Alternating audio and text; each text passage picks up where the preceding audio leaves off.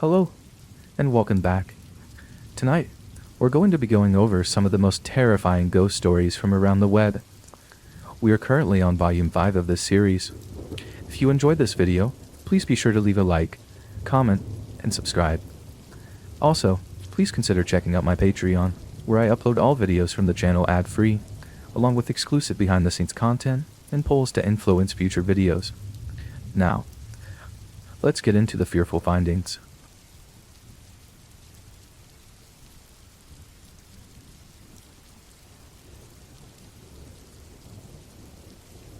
My trip to the slaughter yard, a story my mom wouldn't tell me until my 30s. So let me start out by saying I enjoy writing, so this would be long. It is nonfiction though, but will hopefully be an interesting read.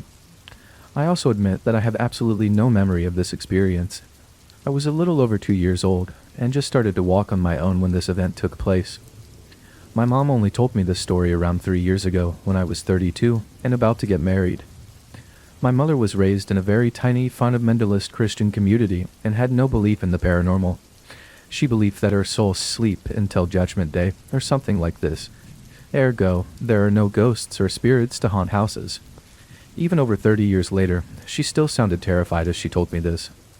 This woman who always talks way too loud was literally whispering by the end of it, and she was white as a sheet. I believed her completely and still do.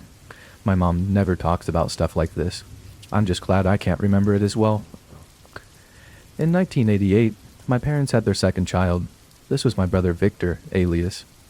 We were very crowded in our rented flat with 2 babies. My parents decided to move to a rambling old 2-story farmhouse on a 7-acre plot in southern Ohio for more room for the family. It was way out in the sticks and took almost an hour to get to town from there. My mom said the first time I saw the house, I freaked out. I was crying and saying things like, "Don't like mean house, ugly house, don't like, scary house mama, don't like." My mom says this behavior was very out of character for me, but I stopped complaining about the house after a few weeks, so she chalked it up to the stress of the move. Now this house was ramshackle as fuck, and in the middle of nowhere. The kitchen was to the far rear of the house and, until recently before we moved in, still had a working ancient wood-burning cooking stove against the back wall. This had caught the back wall on fire a couple of months before we moved in and caused a lot of damage. A lot of this damage wasn't fixed, so my young, broke parents got a very cheap rent agreement. Gotta love the 80s. On the second floor, directly above the kitchen, was a locked room. The landlord claimed it had heavy fire damage, but her son, who had done the upstairs repairs, claimed the only fire damage left was in the kitchen since it had been the worst and was beyond his skill level to fix. Either way, the landlord was adamant that the room was off limits, and my parents always respected that. I would have looked 100%. I know all this because I heard stories about the crappy farmhouse with the creepy door my whole life, and there were pictures of us in and around the farmhouse. The locked door was right next to the upstairs landing, so there was no avoiding it, and both my parents have told me I gave them the creeps. A few months after we moved in, my mother and I were in the yard with our pit/Doberman mix, Boss. She was hanging laundry, and I was rolling around with the dog. She said that just as she noticed that everything was way too silent, Boss started going apeshit from surprisingly far away. About 500 yards from the house on the left, there was a small duck pond. Boss was in between the two, running towards my mom, then turning and running back towards the pond, barking frantically the whole time. My mom saw something thrashing around in the middle of the pond. She took off towards the water full speed. Boss beat her there and dragged me out of the water himself. Thank you, pupper. I love you. Although my mom was confused how I got so far so fast and how I got into the center of the pond since it was over my head and I couldn't swim, she figured she'd underestimated me and brought in the baby gates and playpens. I was to be contained from now on. A few weeks later, she was cooking downstairs. Boss was outside, Victor asleep in his crib, and I was in my playpen in my room upstairs. I also had a gate on my door and one at the top of the stairs. The stairs ran up from the side of the kitchen, so my mom said she could listen for us crying or fussing while cooking. My mom said no longer than 15 minutes after the last time she looked in on us kids, Boss starts going crazy again in the yard. She runs up to check on us. Victor's still sleeping. Every baby gate is still shut and locked, but I am not in my room. A frenzied search reveals I'm not in the house at all. A sudden image of Boss saving me from drowning causes my mom to rush outside to see what he's trying to tell her this time. She said he was running circles in the yard, barking uncontrollably. When she got outside, he took off towards the right, away from the pond. He would run ahead, turn around and bark at my mother, wait for her to catch up a little before racing off again. He ended up leading her almost a mile and a half out onto the dirt road that separated our property from our neighbors. He led her to a thick stand of trees on our neighbor's side of the rocky drive. She said what hit her first was the foul stench of advanced decay. She plowed into the trees with her heart in her throat and her stomach full of ice. She said she noticed many piles of corrugated tin, tarts, tire, and other debris. The miasma was emanating most strongly from these junkyard cairns. Peeking under a sheet of tin, she discovered the extremely decomposed corpse of a butchered cow. As she headed deeper into the thicket, where the tree cover was denser, she said less care was taken to cover the remains. Grisly pieces of bones and rotted chunks of bovine littered the area. Apparently our neighbor, in an effort to cheat his taxes, had been illegally slaughtering cattle and hiding the remains in at least one of the few thick strands of trees around. She found me in the dead center of this thicket, just standing there looking around like I was confused, surrounded by carnage. She said I didn't seem scared or anything, just standing. She rushed over to me and, after ascertaining that I wasn't injured, began questioning me on why I was here, how I got there, etc. Keep in mind that although my mother said I started speaking very young, I still didn't have that much of a vocabulary. She said I told her, with that serious look only small children can give, that the children brought me here. Shouting her pants at the thought that anyone, even children, could walk right past her through the kitchen, keep me from upstairs, and walk right back past her on the way down the stairs and out with me, she demanded to know what children and where the hell they are now. I looked at her dead serious and told her the ones that lived with us in the room and up the top of the stairs and that I didn't see them anymore. After a moment of stunned silence, she started asking all kinds of questions about these children. However, she told me that I refused to say anything else. She said as long as she questioned me about what happened, I would just stand there, staring at her with a serious expression and my mouth closed. She said the same pattern held true every other time she brought it up to me, so she was always left wondering and immediately began hounding my dad about moving closer to town. While the incident with me getting to the pond was highly unlikely, it was at least remotely possible. My mother is adamant that me being in the hidden slaughter yard that day was flat impossible. She says there's no way I could have even known it was out there, much less have the ability to open and relock the baby gates, get downstairs, past her, and end up almost 2 miles down the road and in this place in under 15 minutes.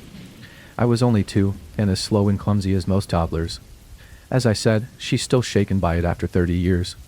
Personally, I have no idea what happened that day.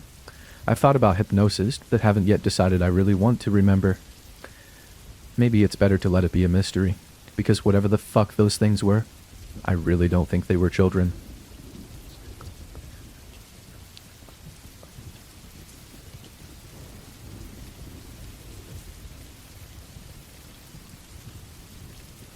The White Witch.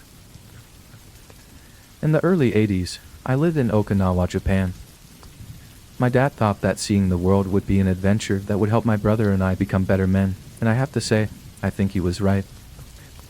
Being in the military showed me cultures many would never get to experience, and I'm thankful for every experience that life gave me, even the scary ones. While we lived in Japan, my father wanted us to have a fully immersive experience, so he chose to move us into a small Japanese neighborhood off base. We lived in a little house at the top of an enormous hill in a cul-de-sac that overlooked, I kid you not, part of a huge zoo, and on one side a fairly large cemetery. Our particular house was set far above the monkey habitats about a mile downhill. Between us and those habitats was nothing but thick Indiana Jones-style jungle. Jungle the neighborhood kids and I would tromp through endlessly, ignoring the local warnings about poisonous snakes and ancient untripped mines from World War II. We were the only American family living in that cul-de-sac, completely surrounded by Japanese families, and it was amazing. The kids loved us, and although we couldn't communicate through language very well, we understood each other perfectly, well, most of the time. Opposite us was an older couple with a lush garden surrounding the property. The older woman wanted us to call her Mama-san, and she had us helping her garden whenever she could coax us over with green tea and chocolate/banana cookies. We loved her. She was so welcoming and generous, as was everyone else actually. We lived in a wonderful neighborhood. The only drawback to Mama-san's home, however, was that she directly overlooked the cemetery, and that cemetery was unlike any cemetery I had ever seen before. Because Okinawa is an island, burials don't happen very often. Instead, above-ground crypts are built. Many of them built into the sides of the hills that make up the island. The crypts are large, made of huge arcs of polished stone, set over a large square of that stone, which is a square insert cut into the middle of it for the coffin to be placed inside. Once inside that square is inset with another piece of polished stone just inside, leaving a kind of shelf on the outside so offerings could be made to lost loved ones. Again, food, flowers, incense are some of the offerings given. Below Mama-san's house was a valley that swooped back up into another hill opposite her home. That valley and both hills were covered with these crypts, and spiderwebbing up and down through the crypts were various stone step pathways that were old and badly maintained. It was quite a sight. One evening, Mama-san asked me to come visit with her alone. She had agreed to show me, but it was only for me as the older brother. Intrigued and a bit proud, I agreed. She took me to the back of her garden and sat me on a thick wooden bench that was carved with scenes of fishermen and men with swords, and told me that she had a story to tell. Mama-san then disappeared for a few minutes and soon returned with a tray that held hot green tea and sweet rice cakes. Sitting next to me, she smiled and commented on the colors of the evening sky as the sun began to lower. Mama-san said she had seen me, my brother, and some other kids daring each other to follow a stairway path down into the cemetery. You have to understand, the path from our little home area down to the cemetery consisted of hundreds of steps, many broken or cracking, and out of the bushes, and at a steep incline. It would be dangerous for anyone, but the real test was seeing how long we could take walking through the crypts at night. Mama-san wanted to explain why that was a bad idea. Many years ago, during the war, Americans were thought to be devils, monsters that would murder innocent citizens for no reason other than to kill. The fear was the product of wartime propaganda used to encourage young men to military service and farmers to fight alongside them, but many didn't. Many ran. And with nowhere to go, nowhere to hide, hundreds of Japanese citizens hurled themselves off a cliffside rather than face torture at the hands of their perceived enemy.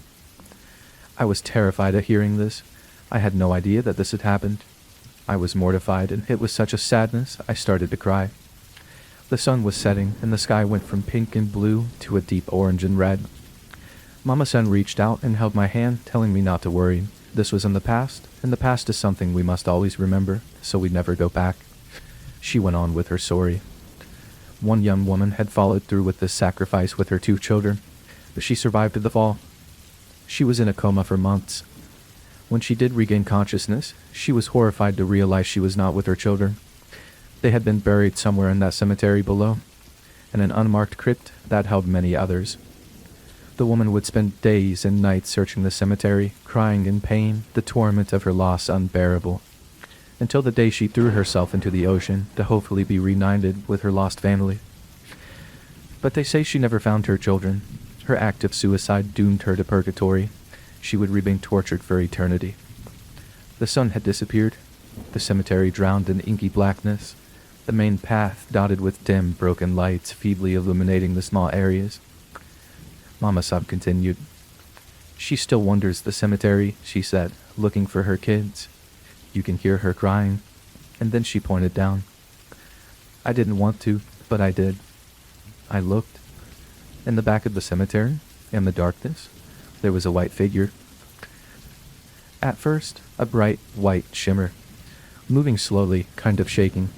It moved from side to side, like it was moving among the crypts, and you could actually hear the crying. Softly at first, but then low moans and whimpers of pain as it got closer. I was terrified. I wanted to run, but Mama-san had my hand and whispered that she wouldn't come up here. We were too far. But that is why we shouldn't go down there after dark. She said many don't know her story and call her the White Witch, which angers her. It's best to stay away. It's best to pray for her. Mama-san said she comes out to see her often, hoping one day she will find her salvation. Needless to say, I never went down to that cemetery, not once, and I never sat back there with Mama-san again either. That was enough for me. I did, however, visit Suicide Hill. It's called Peace Prayer Park now out of respect. I cried the whole time we were there. I prayed for all the souls and for forgiveness. So many Japanese citizens spoke to us, welcoming us, telling us stories, and sharing with us. I didn't feel worthy, and my love for the country and its people was overwhelming. I'll never forget my time there. I'd like to go back, to see if she's still there, wandering the graves, looking for her children.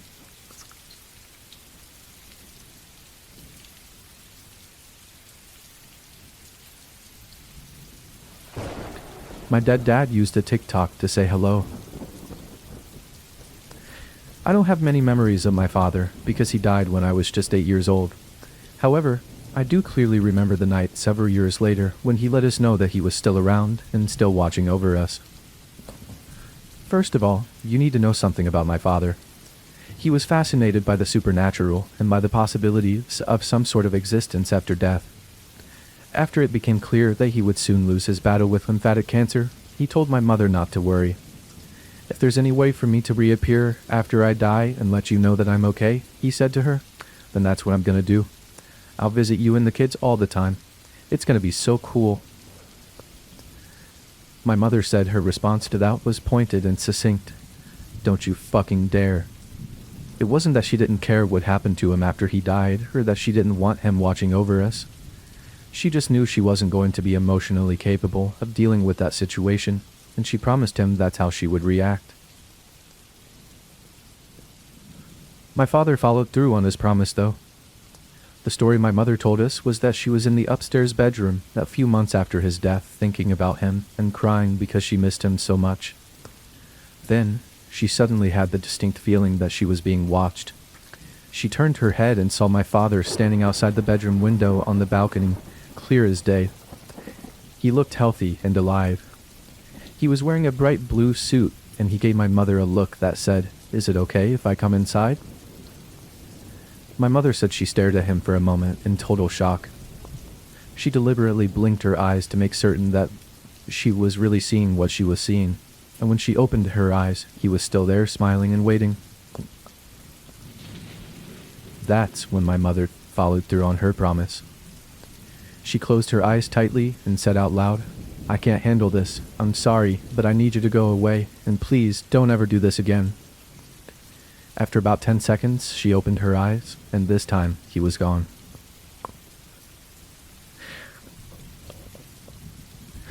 This next part of the story takes place a few years later, and I have to set the scene for you. I took a bad fall while playing soccer, and the impact totally destroyed my shoulder. I broke it in 2 places, and every ligament and tendon was torn.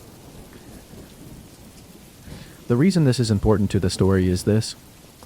My shoulder hurt so bad that I couldn't easily walk up the stairs to my bedroom, which was across the hall from my parents' bedroom. I was temporarily sleeping in the guest bedroom downstairs, and my brother had the bedroom we shared all to himself. That bedroom was right above the guest bedroom. In the hallway, outside the guest bedroom, there was a sideboard with shelves on top and drawers below, and on those shelves was an old mantel clock. It looked a lot like someone cut off the very top of the part of a typical grandfather clock, and it was small enough to fit neatly on a shelf. The clock had to be wound every so often with a special key, which was kept in one of the drawers below, and when it was properly wound, the small pendulum would swing back and forth to keep the clock going. My dad loved this clock, and while he was still alive, he made sure to wind it so that way it never stopped. After his death, though, my mother never wound the clock again, and it eventually stopped, so this clock had been completely silent for years. Late one night, I was trying to go to sleep, but the pain of my injured shoulder was keeping me awake. Plus, as a kid, I had terrible anxiety. Even with the bedroom door closed to help me feel more secure, I wasn't comfortable sleeping in the unfamiliar soundings of the guest bedroom and being the only person downstairs. Just as I was finally feeling like I might be able to sleep, I heard something in the hallway outside the bedroom door. I was immediately freaked out and wide awake because my mother and brother were still upstairs. The stairs in this house were very squeaky, and I knew for a fact I had not heard anyone walking down them. It sounded as though someone or something was messing around with the sideboard. First, I heard a drawer open and then shut. After that, I heard a loud click, followed by a strange sort of grinding sound. Then, there were a couple more clicks, and suddenly, the clock that hadn't made a sound in years started ticking. That sound I heard before wasn't grinding, it was winding. Someone took the key out of the drawer, opened the clock, wound it, and started the pendulum. Apparently, they also put the key back in the drawer where it belonged, because that's where we found it later. At this point, 11-year-old me was not only wide awake, but I was also scared as hell and hiding as far beneath my covers as I could go with a broken shoulder. After all, when you're a child, covers are magical and repel all evil things, right? The next thing I heard was someone walking up the stairs. Then, everything was quiet for a short while. Soon, though, I heard footsteps moving around all over upstairs. I even heard someone directly above me open and close the creaky sliding closet doors in my bedroom. After that, I clearly heard footsteps come down the stairs, and someone opened and then closed the door to the guest room where I was struggling to breathe inside my deep, dark covers cave. Soon after that, the footsteps returned up the stairs, and finally all was silent. Except for one thing. The clock continued with its relentless tick-tock, tick-tock, tick-tock. Eventually, sleep caught up with me, and I didn't wake until my mother came to check on me in the morning.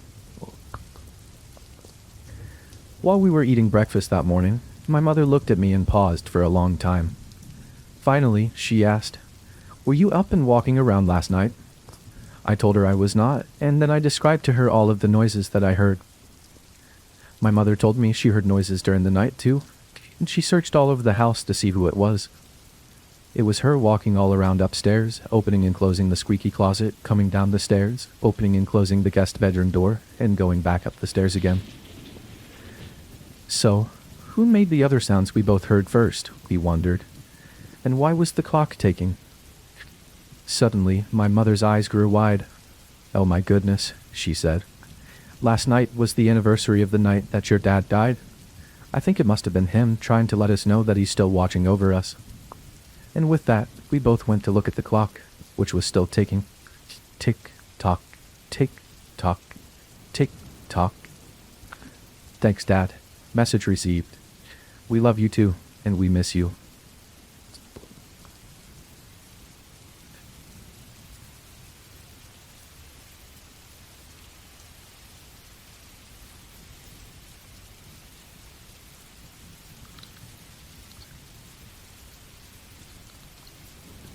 I can't get that old lady's mouth and teeth out of my head. The reason I'm writing this now, and not before, is because I was only reminded of this the other day. I was driving to the store with my son, and he wanted me to listen to a song. I don't even remember the words. I just remember that the tune brought me back to a place I had tucked away in my memory and hopes to be forgotten. Now, I can't get that old lady's mouth out of my head. This happened in 1987. I'm sure about the date because of the Whittier earthquake. It just so happens that at that very moment, I was painting a wall on the dining room a different color when it hit, and I ended up streaking paint across the wall as I ran over to hold our overly large fish tank from falling on this stupidly flimsy stand it was on. This took place in Hacienda Heights, California. My boyfriend at the time wasn't really welcome at my mother's house because she couldn't shake this bad feeling about him. So being young and dumb, I moved out of her house and into a place I'd found down the street with him. I wish I had listened to her. It was a small, one-bedroom bungalow. At first, we were getting along just fine, but it seemed like things changed as the months passed and we started fighting more. I thought it was odd that I, Susie Homemaker, didn't even want to make that house a home. It was just a weird vibe about the place, and it got darker the longer we stayed. As you walk in the partial glass front door, on the left side, there were two white window pane doors on the built-in bookcases on both sides of the fireplace. Then, the dining room, and in the back was the kitchen. The bedroom was on the right. We couldn't afford a bed frame, so our full-side mattress was on the floor under the window, and that was the only thing in there besides the clock. There was an uneasiness in that bedroom that I couldn't put my finger on. I felt very depressed in there. No, little things happened throughout the house from the moment we moved in. We just laughed it off until it was no longer fun. It seemed like when we were at odds with each other and intensified in a dark way. Oftentimes, my boyfriend would just leave and I was alone, sometimes for days, and I thought that he did it on purpose because he knew I was scared to be there alone. At first, I was fine, not scared of anything, until one of those nights I was sleeping and I was jolted up by an extremely loud bang that left my ears ringing. I jumped up and, at first, looked out the front window, thinking it was something outside, but the streets were still. I checked the house, that there was nothing out of place. The next night, happened again, louder than before. Only this time, I glanced at the clock before checking the house, and it was 5 o'clock a.m. on the dot, and my room was freezing. I tried to go back to sleep, but I heard muffled wails of a woman. I literally had to lift my head from the pillow to listen, that no one was around. The next day, my boyfriend came home, and within a few words and some hand-picked flowers, all was stupidly forgiven. I told him what had happened, that he had shrugged it off, telling me that it could have been a backfire or the pipes, and I thought it. One early evening, after dinner, we were going to watch TV on the couch in the living room. Excused myself to go to the bathroom. I kept hearing him yelling out things at me, but I couldn't really make what he was saying out. I opened the door and looked at him like, what? Then he turned white, crawling backwards on the couch with his big eyes, and then leaped up and ran to the kitchen looking around and checking the back door. He came out saying that the door was locked from the inside. After he calmed down, and I can understand him, he told me that he was talking to me in the kitchen and asked me why I put a granny house dress on, was asking for snacks. I was getting a bit upset that I didn't answer him. I had no answers. There had been a few times we both saw him looked like a teenage boy sitting on the front stoop, sometimes holding his head in his hands, but when we approached him, it was like he was never there. I pointed out faces in the glass panes of the bookcase that looked like they'd been talking was following the watching TV. They were just reflections of something that wasn't in the room, with their features outlined by the flickering light from the TV. But after a while, the faces became more defined. In the beginning, my boyfriend thought I was making it up until he saw it for himself. We heard banging on the bathroom door, like with someone's fists, even when we were in there, and an older guy's voice saying, come on, sending us running outside a couple nuts. Then, feeling stupid, sitting outside, so we went in and stayed spooked for the rest of the day. I called the landlord to ask him if something had happened there, or can he make it stop? But before I could even open my mouth, he was asking if I was calling to complain about something he had no control over. In the background, I heard his wife say, "Is that the young couple? They want to move, do they?" There goes another one. He sounded like this had happened to him a lot before, so that really got my blood boiling. Why would they rent this place to us without even a heads up? Realizing that they would be of no immediate help, I just hung up. I could not move. I had no money. My mother for sure wouldn't let me move back in as long as I was with him. We lived there for at least 4 months when our relationship started spinning out of control. He was being forceful, demanding, and drinking a lot more. One night, he asked me to pick him up, so I did, and I somehow ended up with a broken arm because I didn't want to drive my car drunk. I had to beg him to shift gears so I could drive to the ER because he was tired, and after the hospital, I was exhausted. I just wanted to sleep, so I went to the bedroom, locked the opposite away on the couch, and watched him. The next thing I know, he's grabbing his stuff, saying that he's not staying there anymore, and walking out, leaving me there by myself with a broken arm. Wow. I remember that it was a warm night, but it was raining, so I laid on the couch with only the screen door closed so I could hear the rain. The lights went out, freaking me out even more, so I put candles on the coffee table and one on the bookcase and sat back down on the couch. I was too scared to sleep in the bedroom. I sat there and saw those faces. One was an old lady. She was frowning, and her mouth was moving like she was trying to over-enunciate to tell me something or yell at me. Her face got bigger, like she was coming closer to the glass, and then back. She kept waving her finger at me. Her gray hair was straight and put back with a headband. Her mouth was just going on, opening and closing, and the candlelight glistened on her bottom teeth. Her teeth looked a little, I don't know, long and old. that makes any sense.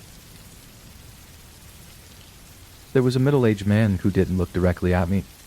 He looked aggravated, but not at me, more like everything and everyone. Then, a crying teenager. His face was so full of despair, I can make out the words, "Please," and "No, no, no." And then he put his hand on his face, looking at and brought tears to my eyes, and my heart felt so very heavy. It dawned on me that this was the kid on our doorsteps. I must have sat there for hours with the blankets up to my nose until the lights came on and I fell asleep. The next morning, I walked down to the corner store and called my mother and was happy to find out that I was ready to come home. Before I handed over the keys, my mother had some words with the landlord. He had told her that he had had the place blessed before I moved in, and he was hoping that it had worked. He also told my mom that he had bought the place already haunted. All he knew from dating was that it was 2 bungalows together, but one burnt down. The one I was renting was the one where an old lady lived, and his grown son came on hard times because he was an alcoholic. He lost his wife and couldn't keep a job, so he and his teenage son moved into her place with her. His son was so unstable that he found a gun in the house and shot himself in the bedroom, and his grandmother died from a heart attack not long after. He didn't know what happened to the man. Talk about a roundabout. I don't know why that tune, or maybe the light reflecting off of the rain on my windshield, made me think about that old lady's mouth, but it did. Now I understand a little more as to why I don't like reflective things in my own.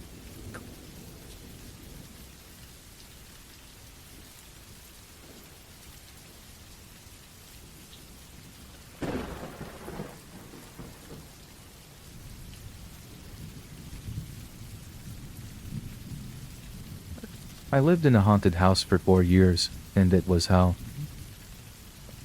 I grew up in southern Pennsylvania, not far from Gettysburg. When I was 8 years old, my parents decided to build a house on vacant property, surrounded by fields, and it was beautiful. I lived with both of my parents and my 2 older brothers, who were 15 and 17 at the time.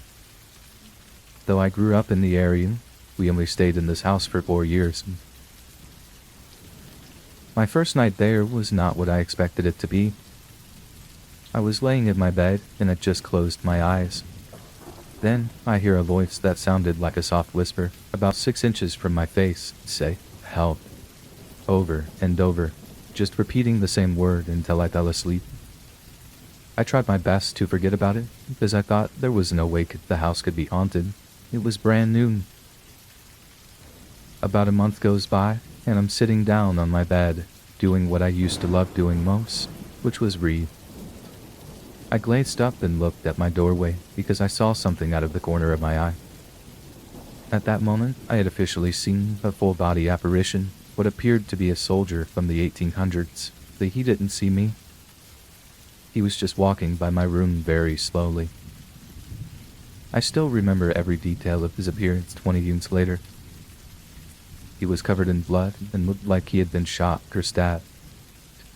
This lasted for about 5 seconds. Still being creeped out, my curiosity for the best of me and I walked out of the room and searched all in the house but found nothing unusual. About a week or 2 goes by, and I'm in my bed trying to fall asleep yet again, only to be disturbed, before I even had the chance to close my eyes, by this voice that was very deep and masculine. I couldn't understand a word it was saying because it was speaking in a different language. It sounded annoyed and angry. It happened every night at the exact same time for 2 weeks before it suddenly stopped. After that, I had a night terror. I'm absolutely terrified of spiders. I had woken up in the middle of the night and I could see what looked like a tarantula crawling on me in bed. I swear it was there. I definitely saw it. I was panicking. My dad came in the room to check on me, found out everything was okay. Before I could fall asleep, I heard what sounded like 2 men laughing right next to my bed. At this point, I was getting used to fucked up shit happening. One summer, I stayed up late every night so I could watch Hannah Montana at midnight. One night, when the clock struck midnight, I heard my back door downstairs open. Then I would hear a woman say my name as if she was calling for me. I'd hear the door shut, followed by footsteps, then there would be silence. It happened every night for almost 2 months. It never failed. They didn't even bother me at that point. I knew it wasn't my mother because she worked 12-hour shifts at the hospital almost every night.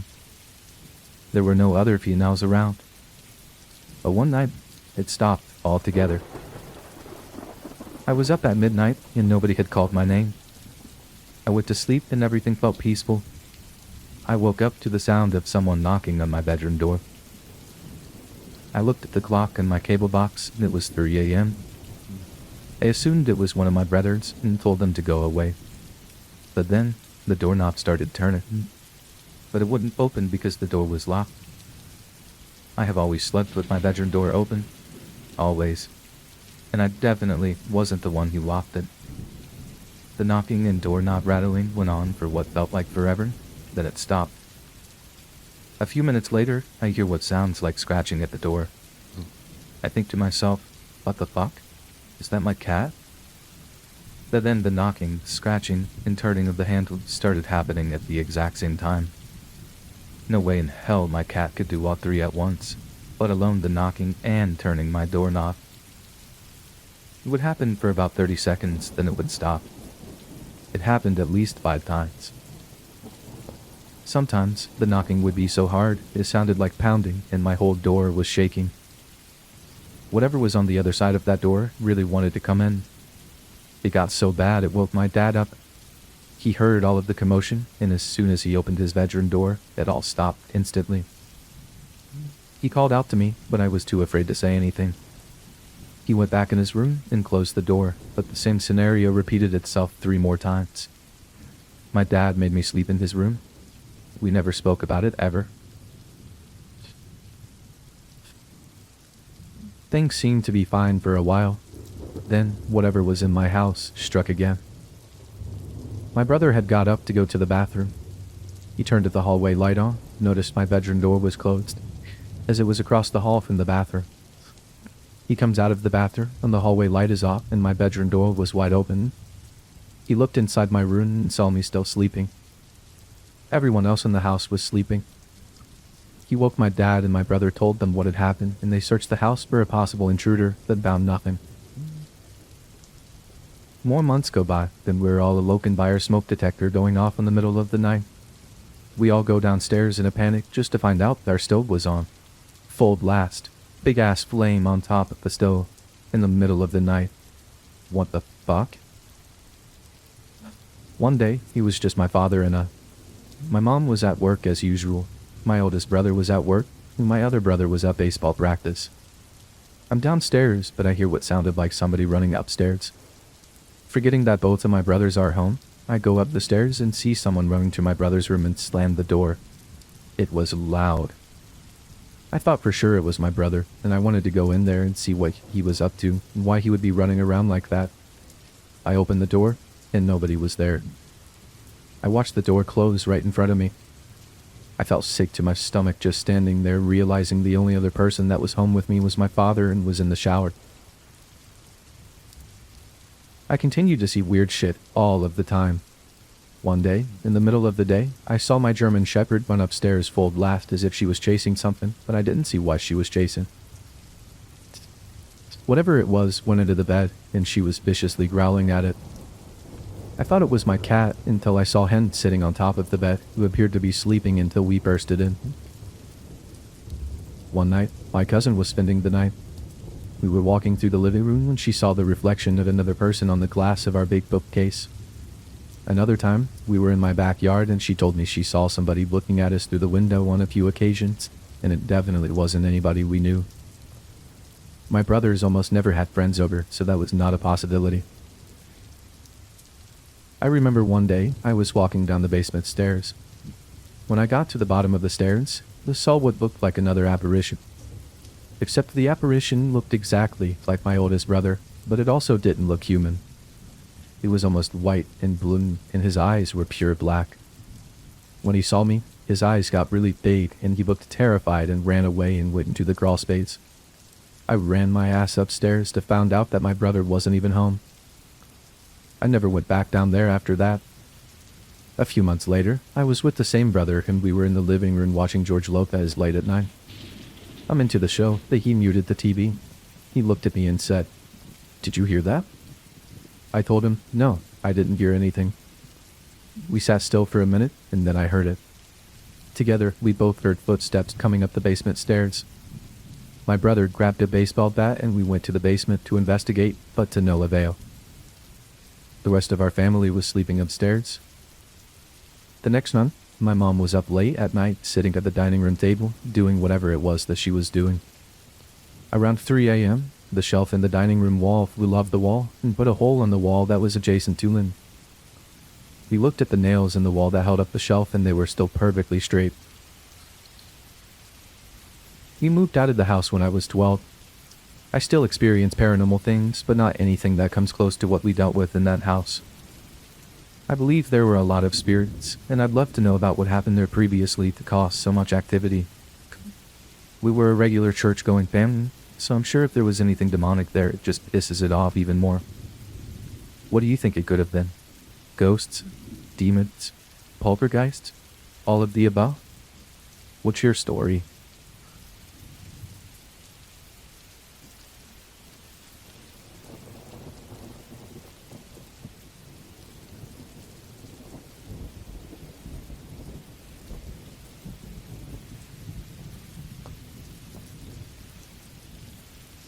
Real Ouija board experience brought 27 spirits to my house. I wrote this article last year when my university was asking for real experience or encounters with ghosts. It's long, but worth the read. Trust me. I will never again touch an Ouija board. This is all real. In 2017, 5 of my friends and I moved into our new house to find we weren't the only ones living there. We'd been looking forward to moving in for almost a year. Second year meant no more cafeteria food, dons, or public bathrooms. Only 6 friends living together. We quickly made the house our home, decorating the walls and hosting a few too many housewarming parties. We felt safe, happy, and comfortable in our new place. Shortly after settling in, my housemates and I heard inexplicable sounds throughout the house. We'd hear the shower's sliding door move on its own, footstep sounds in the upstairs, and the front door open and close. Shortly after settling in, my housemates and I heard inexplicable sounds throughout the house. We were suspicious of the sounds but quick to brush them off and continue with our lives. That was until the evening of October 25th. While all 6 of us were sitting around the dinner table, a pan on the stove began to rock back and forth on its own. We tried to play it off as normal, but nothing could explain the shaking. We decided we'd had enough. We had to get to the bottom of these strange occurrences.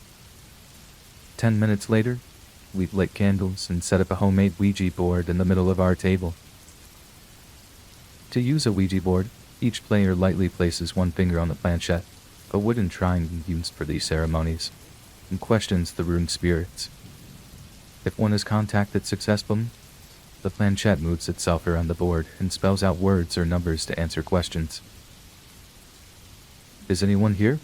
we asked the board. No response. We asked again and again, but still, no response. After a couple more tries, the planchette dragged itself to the word "yes" written on a piece of paper. Once we were sure there was something there, we continued to ask questions and find out who exactly we were talking to.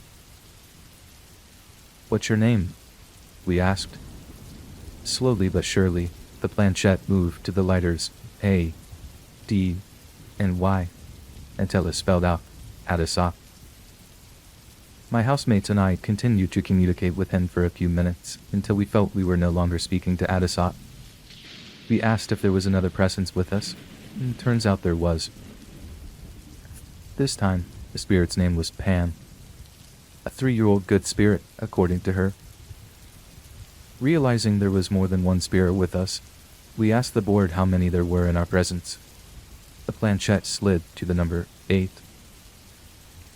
With news of our 8 additional roommates in mind, we decided that was enough for one night and stopped the game.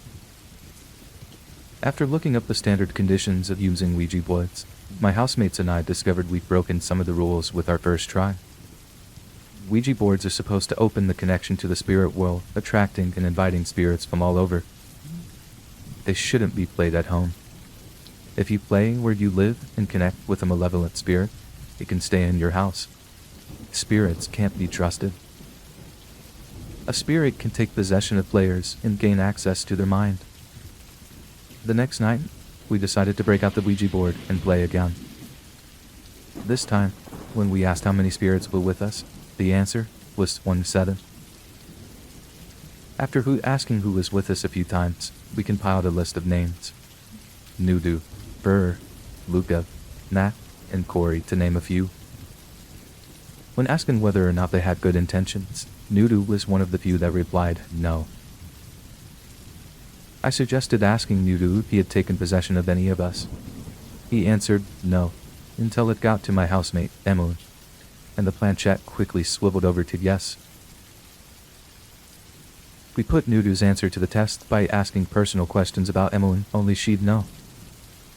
How many concussions has Emily had? I asked. The planchette made its way over to the number 4. We looked over at Emily, who had a look of horror on her face. Nudu was right. While Nudu answered the rest of our questions correctly, we couldn't rule out the fact that Emily's hand was on the planchette. Maybe she was purposefully or subconsciously guiding it in a certain direction. We told Emily to take her hand off the board to stay where she was. Then we asked, "What is Emily's brother's girlfriend's last name?" None of us knew the answer. The board replied. We looked over at Emily and she confirmed that it was the right name. We were all in disbelief. A few of my housemates decided that they were done playing and lifted their fingers off the board. Without even asking a question, the planchette moved to the corner of the board. With only 3 remaining fingers on the edges of the shot glass planchette, we could have never made that happen on our round. Although that was the last time we ever played Ouija, the story doesn't end there. The following weeks were bad. My housemates and I were constantly uneasy in our home and got especially nervous at night. We all felt as though we were being watched. We saw dark shadows in the corners of our rooms and suffered from horrible nightmares. Emily would often wake up in the middle of the night screaming for help, convinced she saw a figure in front of her. One night, while I was lying in bed, I heard a noise coming from my window like someone running nails up and down my wooden blinds. After too many sleepless nights, we decided to hire a medium. We showed the medium around our home and told her what had happened. Although we didn't tell her where we felt the dark spirit, she was able to identify the exact spots we felt their presence most. When the medium described the characteristics of the spirit she sent, it was exactly the type of presence I'd felt. We'd all agreed the spirit was an adult male in his late 20s or 30s. He was a bit of a loader. Was the status hot? She helped us remove the presence by lighting sage and encouraging him to go towards the light. We truly felt better afterwards. I no longer saw dark shadows in the corner of my room and stopped feeling like I was being watched at night. We thought the spirit listened to us, complied with the medium's instructions, and left. About a week later, when dropping off the payment for the sessions, the medium told us something that stays with me today. The spirit she'd helped us get rid of was now following her.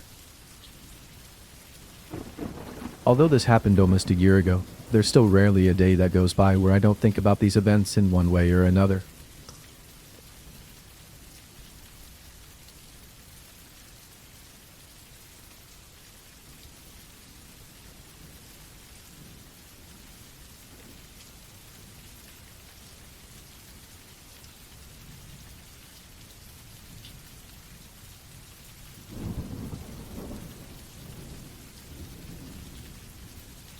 If you enjoyed this video, please be sure to leave a like, comment, and subscribe.